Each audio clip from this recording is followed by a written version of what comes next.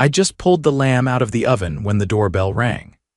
The timing was awful. My guests were already seated, wine was flowing, and Senator Haverson was mid-story about a shady zoning bill he was trying to shut down. The man didn't do small talk, and this dinner was my shot to get him on board with a local anti-HOA reform initiative I'd been quietly working on. I wiped my hands on a towel and jogged to the front door, already regretting not ignoring it. There, standing like a crow in a thunderstorm, was Karen Whitmore, vice president of the Willow Creek Homeowners Association, self-proclaimed enforcer of everything from mailbox paint tones to acceptable lawn gnome quantities. She didn't wait for an invite, she just stormed in. "Darren." "This is unacceptable," she barked, high heels clicking on my hardwood like gunshots. "We received a complaint about street parking violations. There are 6 SIX cars parallel parked in front of your house." I blinked. "It's a dinner party, Karen. I don't care if it's the second coming.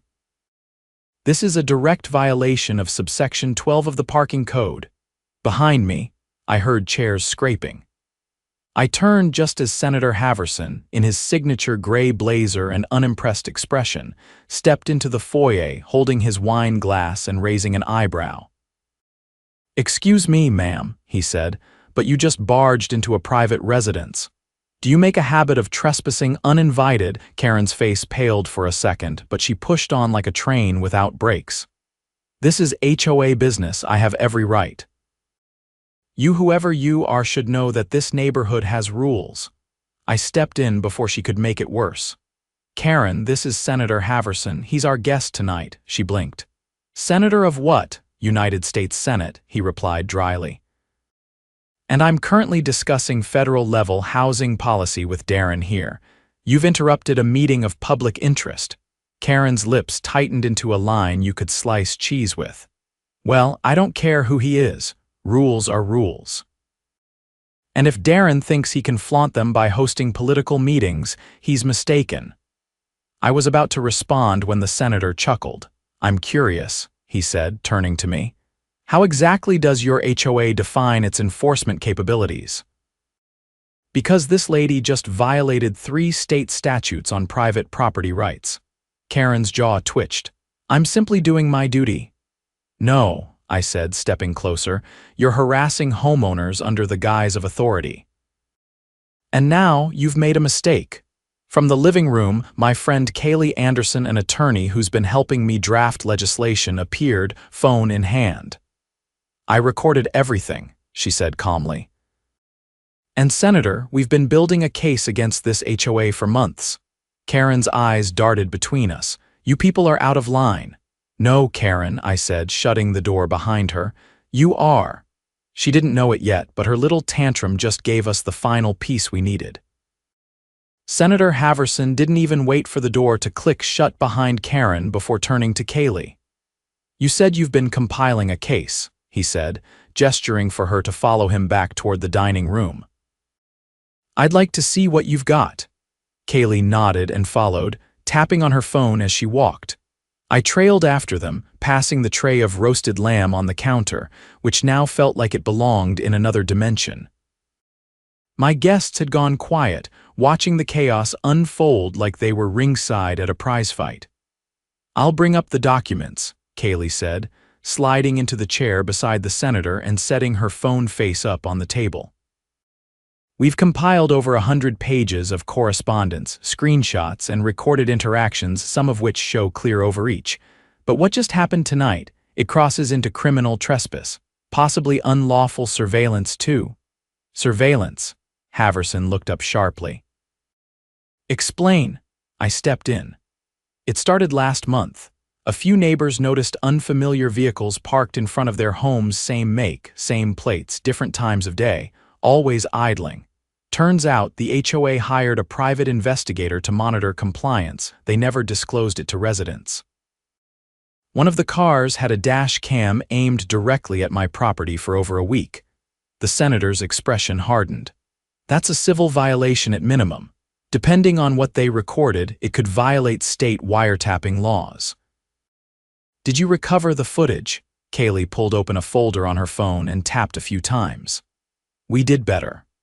One of our neighbors, a retired postal inspector, confronted the investigator and got him to admit he was hired by Karen and the HOA board president, Mark Reddick. We have audio of the whole conversation. He gave up everything once he realized he might be complicit. Haverson leaned back in his chair, glass forgotten.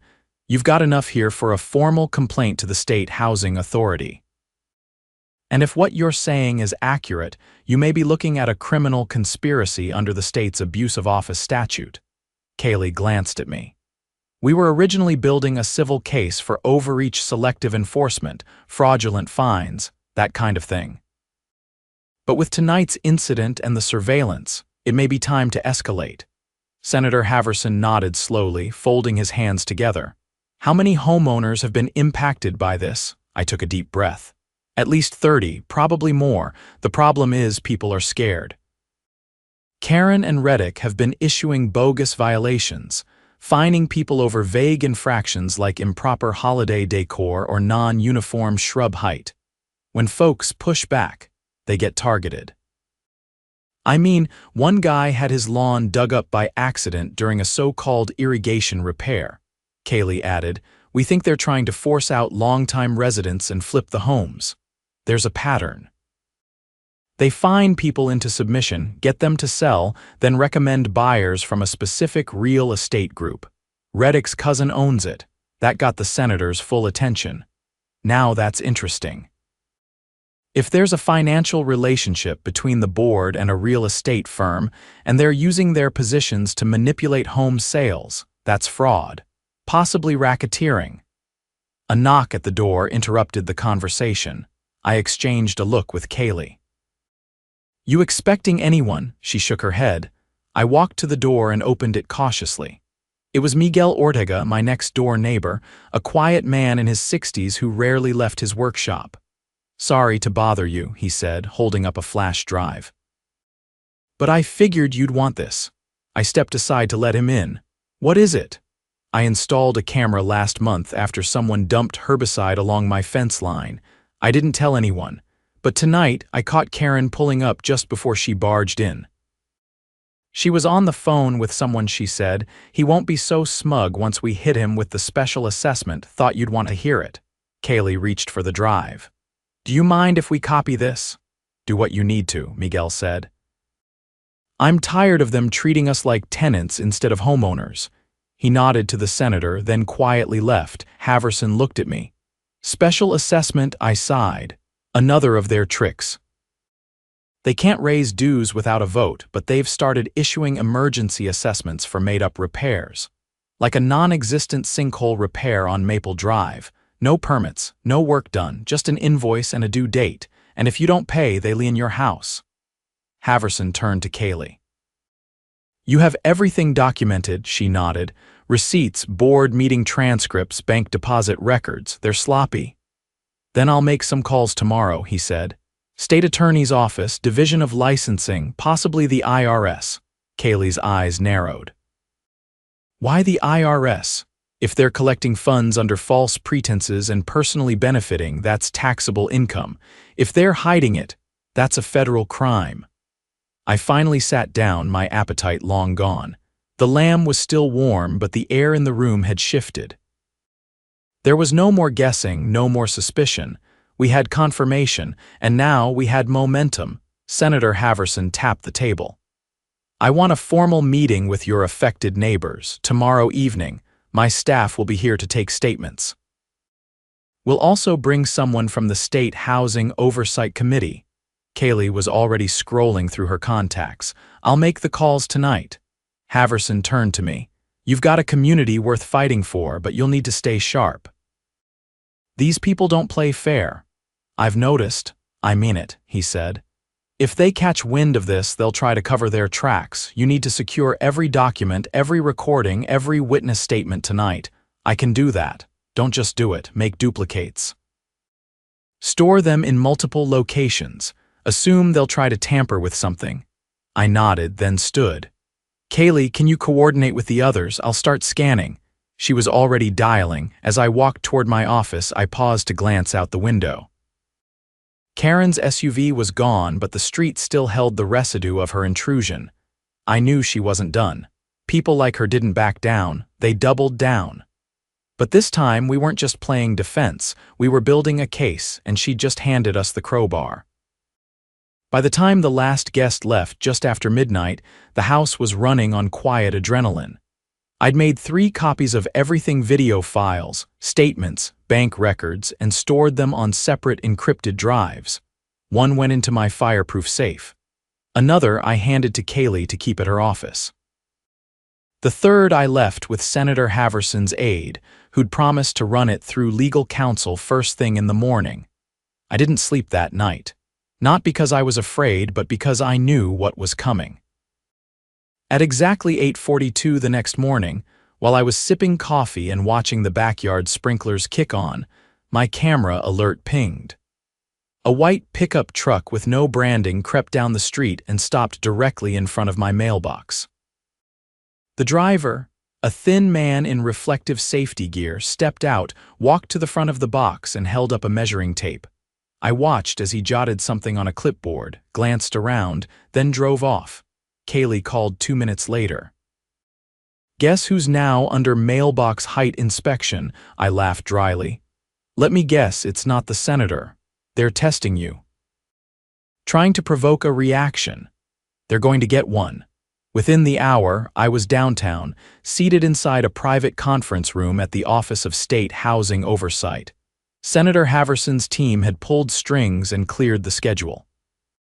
They brought in 2 compliance auditors, a retired judge who now served on the Ethics Review Board, and a clerk from the Attorney General's office.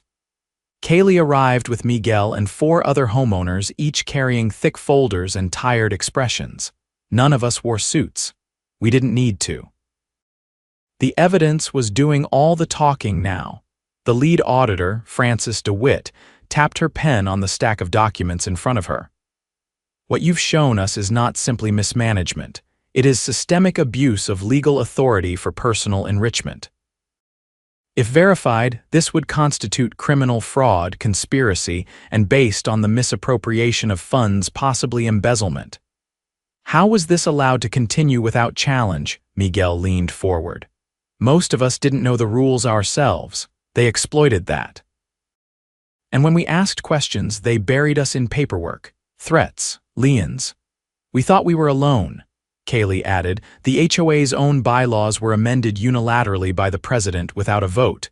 That's where the special assessment clause came from.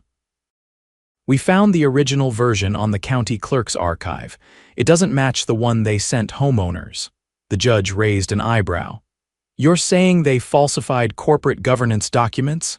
"Not just that," I said. "They retroactively altered meeting minutes to show approvals that never happened. We checked timestamps on the PDFs created weeks after the so-called meetings. That got the clerk's attention. That's document fraud. If they submitted those to any state agency, that's a felony." "They did," Kaylee replied. "We pulled their most recent annual filing. Same language, same fabricated minutes." Frances folded her hands. "This committee will recommend an immediate audit, but I'll be honest, this is beyond our office. I'm contacting the district attorney." By that evening, things began to move fast. A plainclothes detective from the Financial Crimes Unit arrived at my house just after dusk, asking for a copy of the flash drive Miguel had delivered. I gave it to him, along with a printed list of homeowners willing to testify. He thanked me, then quietly informed me that the district attorney had already approved a motion to subpoena the HOA's financial records and was preparing to freeze their operating account pending investigation. At dawn the next morning, the neighborhood buzzed with activity. A pair of uniformed officers stood at the entrance to the HOA's clubhouse, blue tape stretched across the doorway. 2 unmarked sedans idled nearby while a woman in a gray blazer spoke into a radio. I stood at the edge of my driveway, coffee in hand, as Mark Reddick, the HOA president, stormed out of the building with a red face and a stack of papers clutched in his arms. "This is harassment," he shouted. "You have no right to seize private property." The woman held up her badge. "We have a court order. Step aside, Mr. Reddick." Karen appeared moments later, hair still damp and phone pressed to her ear. She spotted me and marched across the street. "You think you've won?" she hissed. "You've just dragged this entire neighborhood into a mess over your little vendetta." I didn't answer her right away. I let the silence stretch as I watched the officers remove a desktop computer tower from the clubhouse. "I didn't drag anyone," I said finally. "You did. When you decided the rules didn't apply to you. You have no idea what kind of power we have. And yet here you are," I said, nodding toward the officers, "powerless." She took a step forward, then froze as another car pulled up a black Crown Vic with government plates. Senator Haverson stepped out, flanked by a pair of aides. He didn't even look at her as he crossed the street. "Morning," he said to me. "You ready?" "For what?" He pulled a sheet of paper from his coat. "Press wants a statement. We're holding a public forum at the community center." The state's housing committee has authorized a temporary oversight panel run by the homeowners themselves. "You're on it." I blinked. "You're serious?" "Dead serious. We're not just cleaning this up, we're changing the law. And we need people who have lived it." Karen's expression cracked for the first time, confusion replacing outrage. "What's happening?" she demanded. Senator Haverson turned to her, eyes hard. "You're under investigation, you and your board. And if the forensic accountants find what we think they will, you'll be facing charges before the month is out." Her lips parted, but no words came out. Haverson turned back to me. "Let's go." The town hall was packed, not with politicians or press, but with neighbors. People who'd been fined, bullied, ignored. They stood shoulder to shoulder, arms crossed, jaws set. This wasn't about a dinner party anymore. This was about dignity. Kaylee took the podium first and outlined the timeline of abuses, ending with a sharp reminder: these positions are not kingdoms. They're stewardship, and when stewards betray their trust, they answer to the people.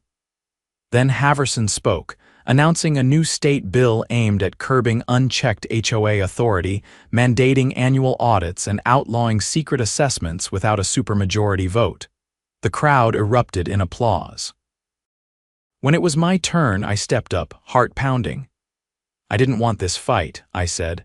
"None of us did, but when someone abuses power and the people stay silent, abuse becomes the norm. We're not silent anymore." Afterward, a woman named Grace, who'd lived 2 doors down for over 20 years, walked up with tears in her eyes. "I thought I was going to lose my home," she said quietly. "They told me I owed $6,000 for tree damage that never happened. But I didn't know what to do. I thought they could take it from me." "Not anymore," I said. She nodded and hugged me. Outside, the HOA sign had been taken down. The clubhouse would be repurposed for public use. A new board would be elected within 60 days, one with oversight, term limits, and transparency. And Karen, she was nowhere to be seen.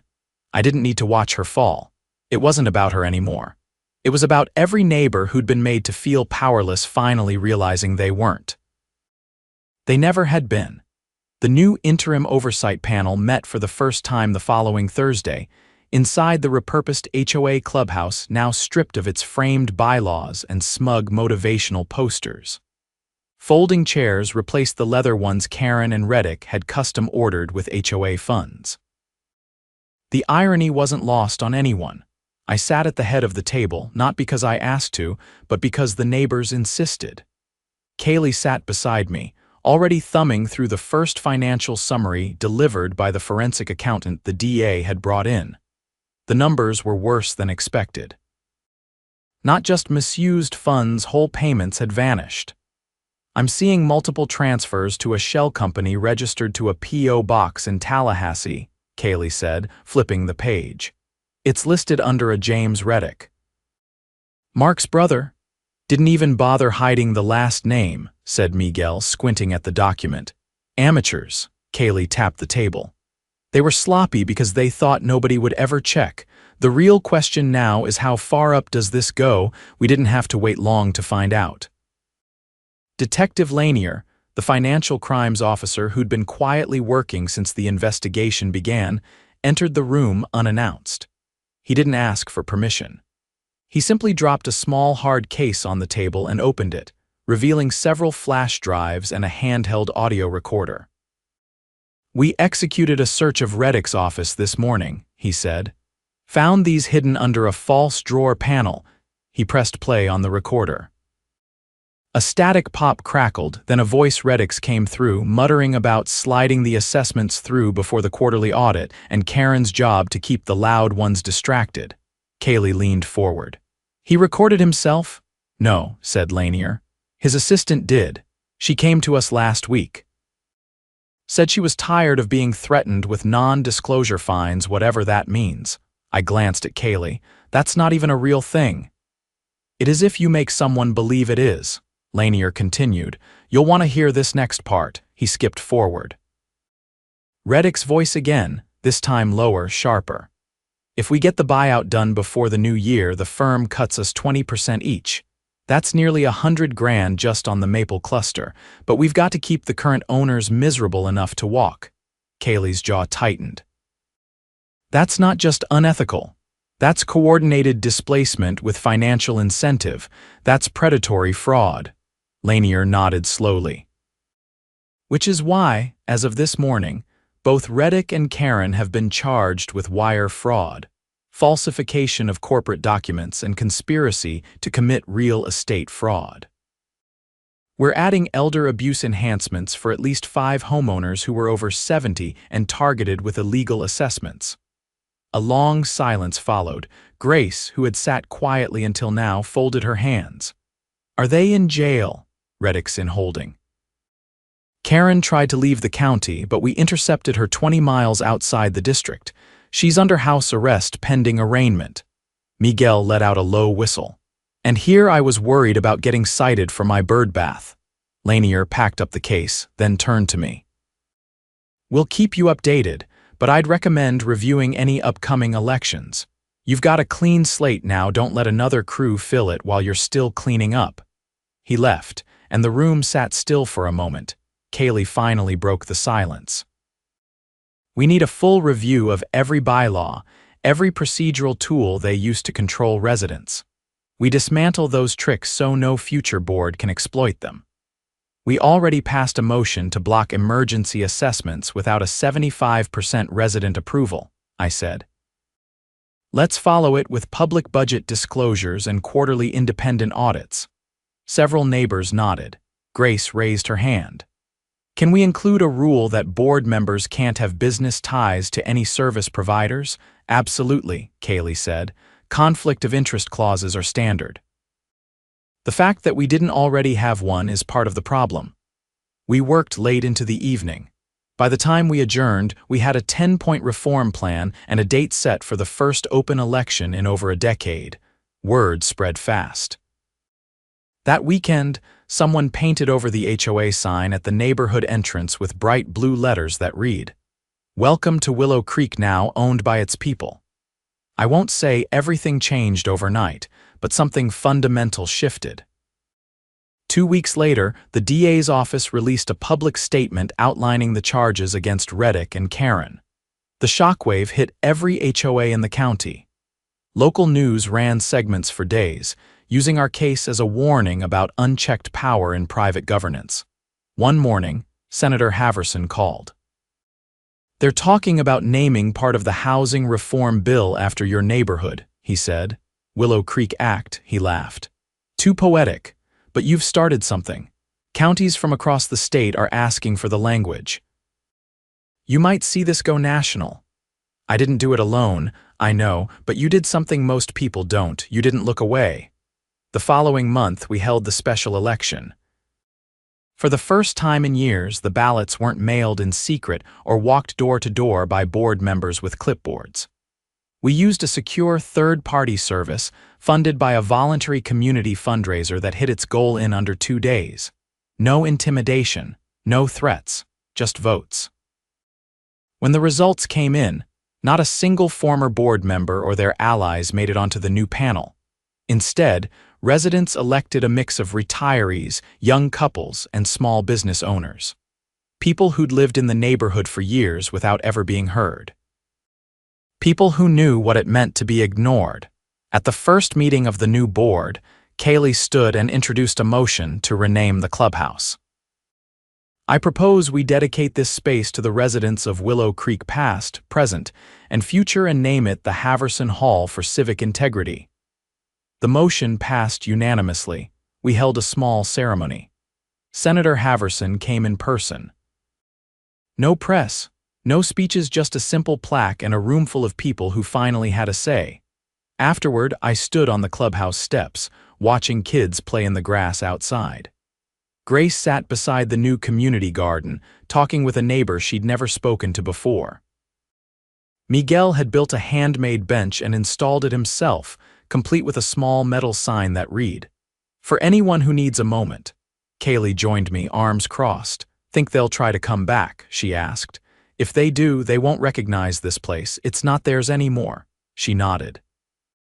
"We should start drafting a citizens' HOA guide, something people in other neighborhoods can use." I grinned. "Already halfway done. Working title, How to Defang a Paper Tyrant." She shook her head. "You really can't help yourself." "Nope." The sun dipped low, casting long shadows across the lawn. For the first time in a long while, they didn't feel ominous, they felt earned. We hadn't just reclaimed a neighborhood, we'd rewritten its story.